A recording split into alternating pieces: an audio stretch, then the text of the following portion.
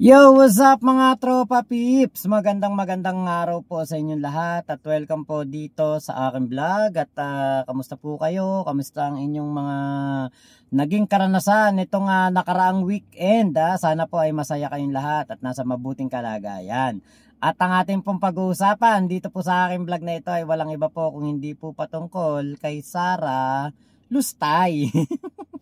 Bumanat na naman kasi itong si Sara Lustay At ewan ko ba kung bakit ang dami pa rin pong naniniwala sa mga kuda ni Sara Duterte.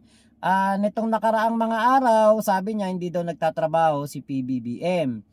Pero napakadaling soplakin ng isang Sara Duterte kasi nga po, paano mangyayari na hindi nagtatrabaho ang isang Pangulong Bongbong Marcos? Katulad nun, yung pong Kamanyugan ba yun? Yung pong tulay na meron pong nagginawa po na water impounding area ay napasinayaan at ito po ay nagbuo lamang sa loob ng 14 months at sinunimulan nung termino ni PBBM. Natapos ng termino ni PBBM at ito pong proyekto na ito ay wala pong korupsyon, walang kickback, walang tongpats, walang lagay. Kaya po maayos ang proyekto. So napatunayan ni PBBM, nagtatrabaho siya. Nagkaroon ng lindol sa Cebu, sa Bogo City. Nagkaroon ng lindol sa Davao, Davao Region, Davao Oriental, sa Manay.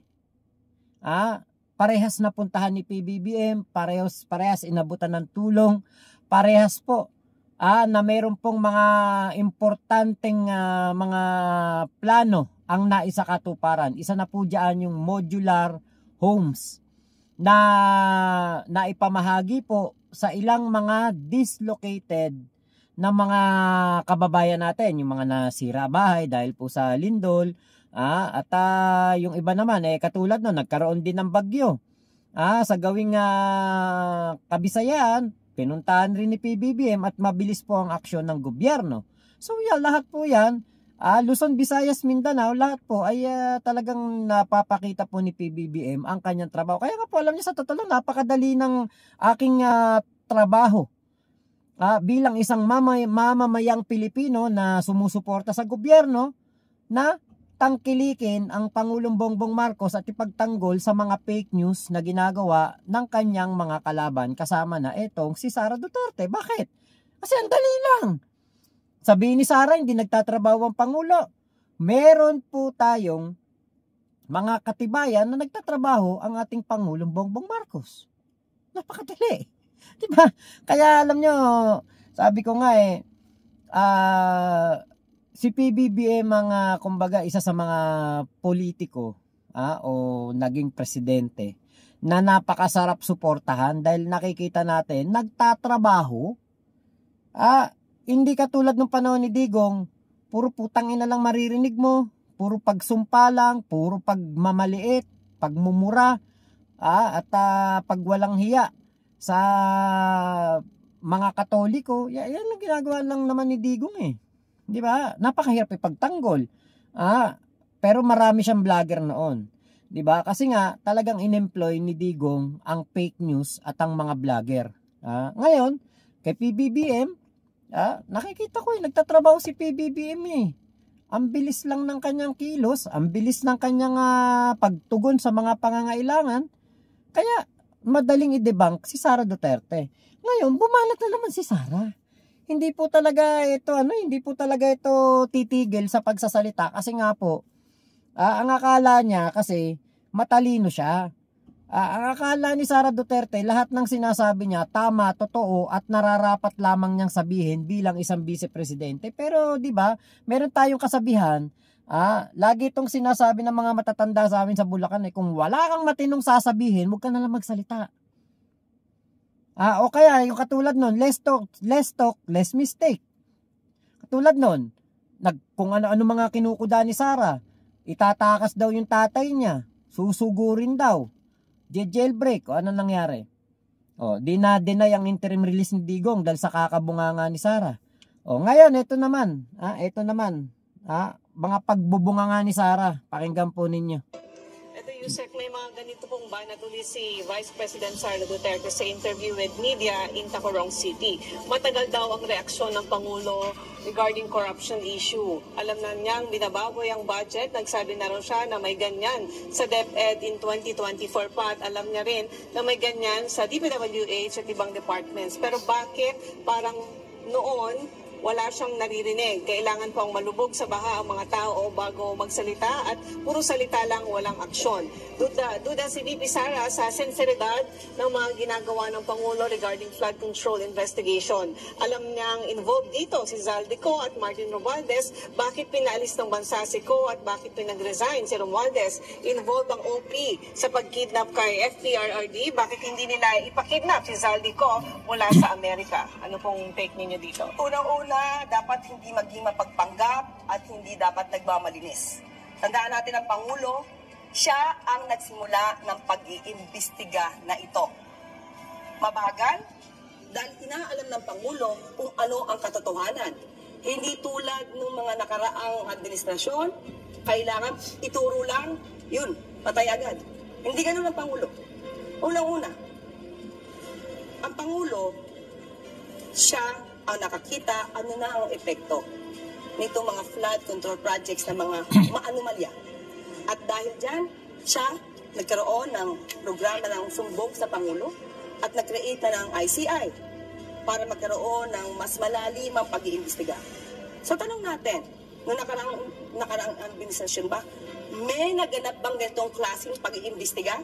Ano sabi sa 2021 SONA? If you do not want corruption, let's close the government. Hopeless nung nakaraang administrasyon. Walang ginawa. Anong ginawa sa issue about family? Hinayaan mo mayagpag ang kaibigan sa pagnenegosyo.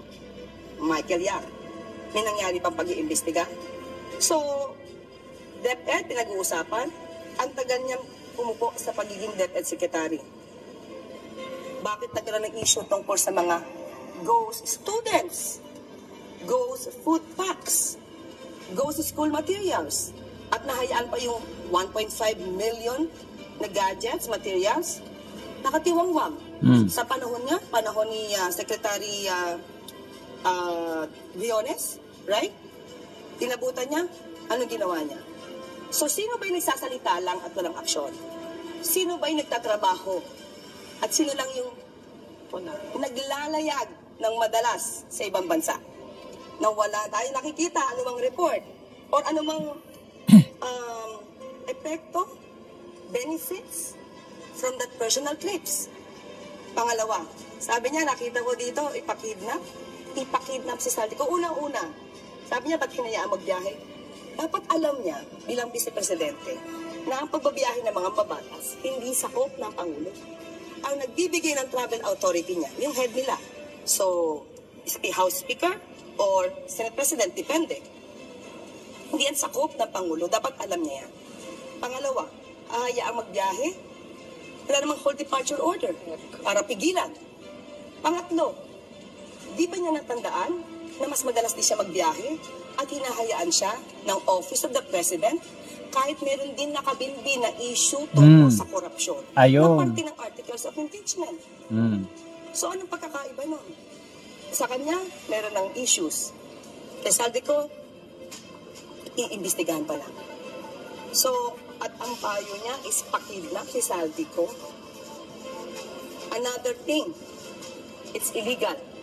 So, ganun ba magbibigay ng suggestion ang isang vice-presidente gumawa ng illegal? Delikado ito.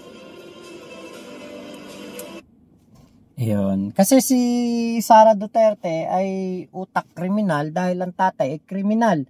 At gusto po niyang makaganti, in the sense na si Zaldico ay papakidnap kasi nga po ang nasa isipan ng mga DDS, isipan ni Sara, isipan ng mga kaanak ni Digong at ng lahat po ng mga sumusuporta kay Digong, kinidnap si Digong.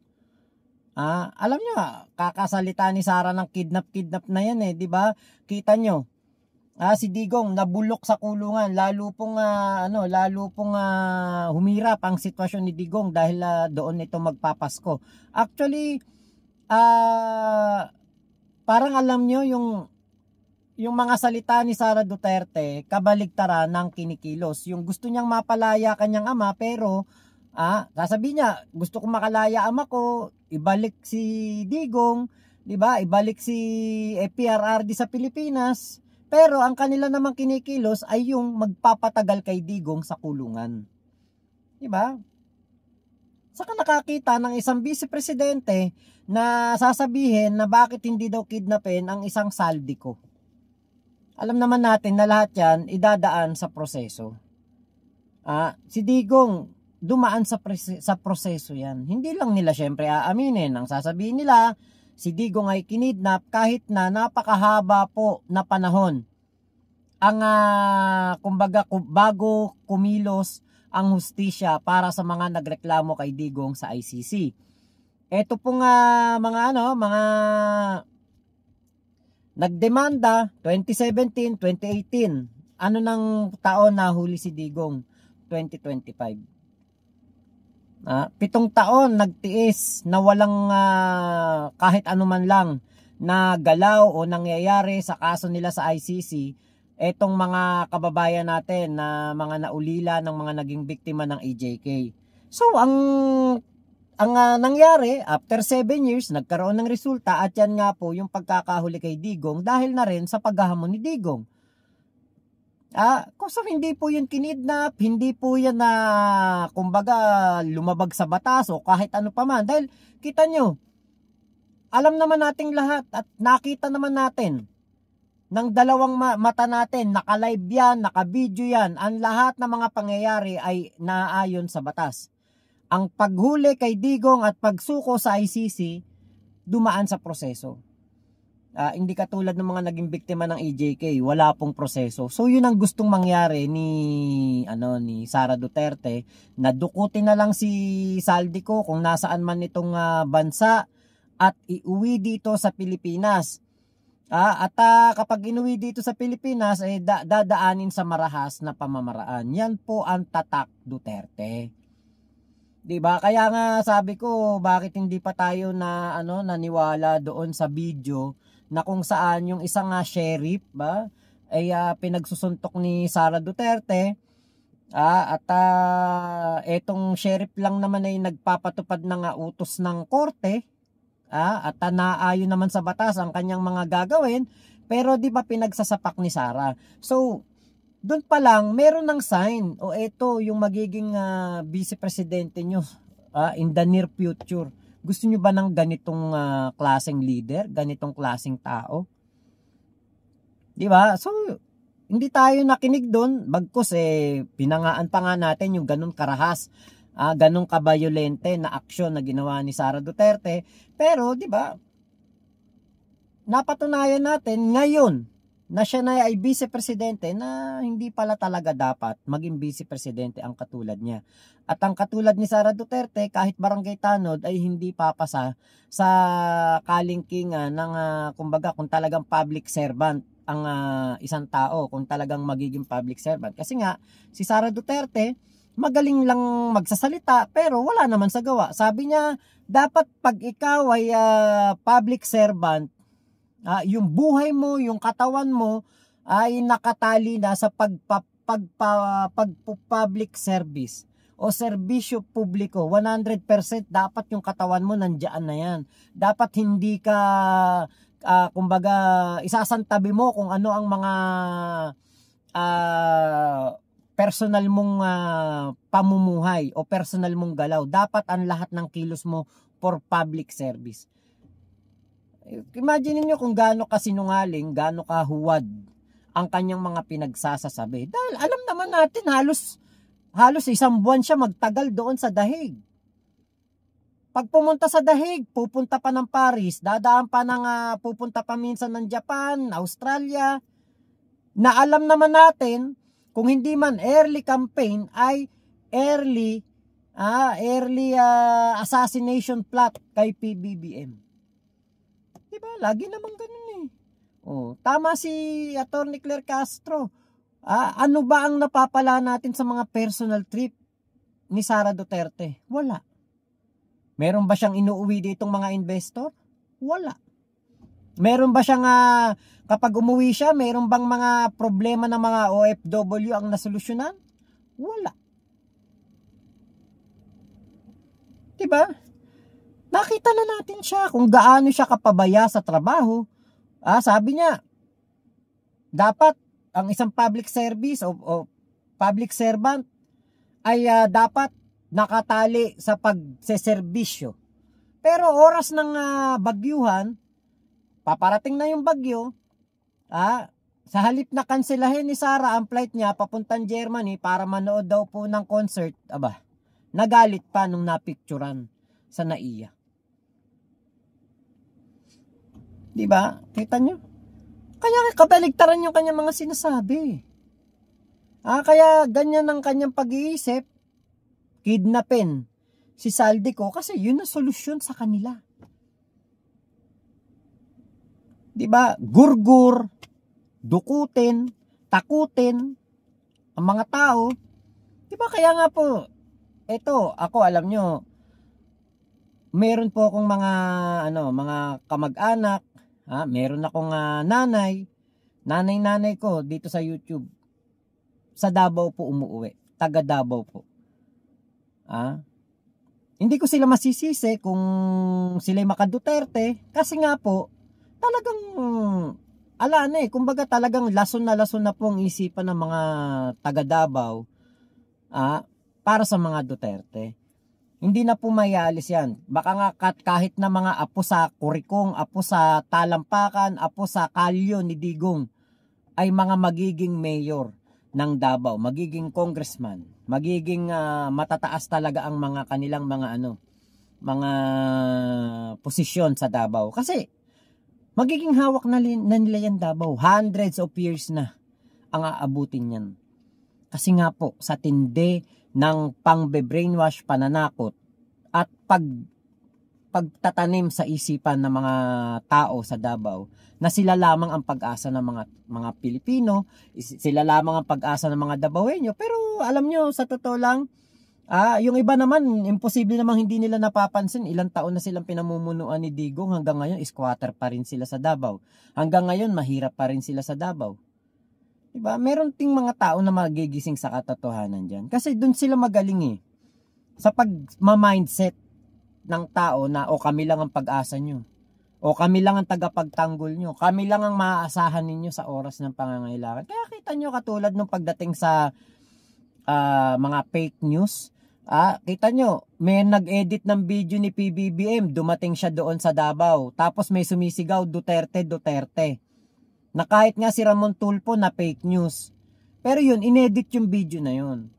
Kasi gusto nga nilang iparating sa mga tao. Kita nyo, kahit si BBM dumating na sa Davao City o Davao Region, Davao Oriental, ang sinisigaw, Duterte, Duterte. Pero hindi naman totoo yun na nangyari dahil yun nga ay edited video at pinatungan lamang yung tunay na audio. Pero marami pong naniwala doon. Kita nyo yung 20 pesos per kilo ng bigas na binebenta pa daw sa mga taga Cebu na nasalanta ng lindol. Bakit daw bebentahan pa ng bigas ang mga taga Cebu ng tigbe 20 pesos per kilo ng bigas, gayong nasalanta na nga ng lindol? Samantalang yung video na yon, video po yon sa Gapan, Nueva Ecija o somewhere in Nueva Ecija. Hindi ko alam kung talagang Gapan yon. Nabasa ko Gapan. Kita nyo, video ng Nueva Ecija, dinala sa Cebu, pinamukha na kunwari, ito video talaga na nagbebenta pa ng 20 pesos per kilo ng bigas sa mga nasalanta ng lindol. Diba? Kaya alam niyo po, yan pamamaraan na lang yan ni Sara Duterte, siraan si PBBM, gawa ng kwento, maliitin ng mga ginagawa para pagmukhaing siya yung masipag. Pero alam natin na si Sara Duterte magaling lang magtanim ng puno, magaling lang mamigay ng pandesal, at magaling lang manira sa ating Pangulong Bongbong Marcos. Wala nang iba. Yun lang ang ambag niya sa lipunan, yun lang ang ambag niya sa mga Pilipino, at yun lamang ang kaya niyang gawin. Kaya pagdating po ng 2028, maging matalino na tayo. Wag na po tayong tatanga-tanga. Alam ko po maraming humahanga sa mga Duterte, pero wag niyo na silang ilagay sa pwesto at hayaan niyo na lamang na iba na ang mamuno. tapos na po yung mga pangarap ng mga Duterte na masusundan pa ng isang Duterte ang pagkakaroon ng presidente na panibagong Duterte. Tapos na po yun. Bakit? Dahil nakita na po ng taong bayan kung ano ang kalidad ng pamumuno ng isang Duterte. Nakita na nila kung gaano kasama ang bunganga ng isang Duterte, kung gaano kabangis ang kasamaan ng isang Duterte. Kaya po hindi na po ulit yan mauulit sa katauhan ni Sara Duterte. So yun lamang po, maraming salamat sa pagsama nyo dito sa vlog ko na ito. Ingat po kayo. Nasa mang panig kayo ng mundo, Momo Chup Chup. Love you, love you. God bless us all. Pilipinas! God first. Salamat po.